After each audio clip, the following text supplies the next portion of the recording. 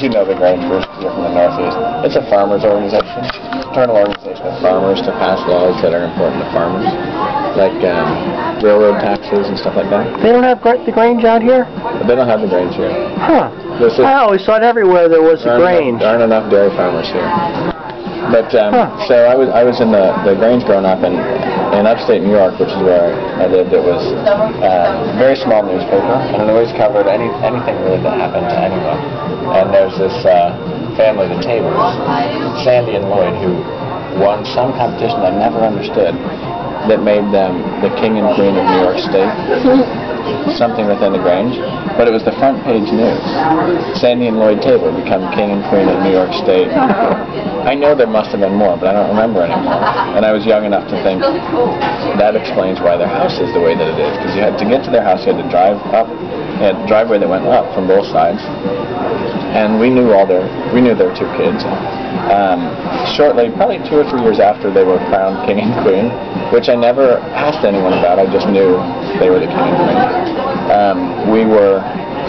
We invited them to go on vacation with my family. It was the first time we'd ever gone on vacation with anyone that wasn't cousins or uncles. And so my brother had taken a taunting me because he realized that I actually thought they were king and queen or something. So by that point I knew not to ask about it. And I never met Lloyd, but I met Sandy, the mother. And so we were there, and it was a 2-story house. And we got a house with a really large deck, so we could just eat on the deck all the time. But when the first night we got there, it was really stormy, and everyone was really excited because there were potentially tornadoes. And we ate in the basement, which had like a walkout basement, so it had all kinds of windows. And it wasn't until probably 10 years later that I realized, because there was a storm was the only reason I sat at the head of the table, that I felt very excited because I was sitting at the head of the table, and at the other end of the table was Lloyd, who was the king of New York. Now, we were in a different state, but surely he still had impact. And really, everyone just wanted to look out the window.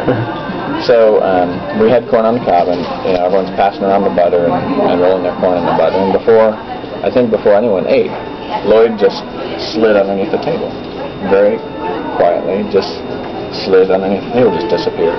And I, because I didn't really know what was going on, just thought it was funny and started laughing, and everyone else maybe was old enough to really know what was going on, and it was just silence. So all the kids were shuttled upstairs, and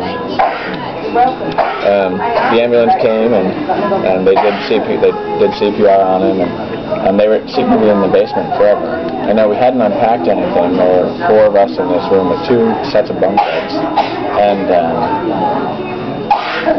I don't think any of us drank anything for dinner. We weren't there long enough, but in this type of situation you have to go to the bathroom constantly. So we were supposed to stay in the bedroom so we didn't see anything, but we had to keep walking across back and forth to go to the bathroom, which was right in front of the stairs. And I remember the next morning, from that point on, there are things that I remember crystal clear, like these memories that just freeze.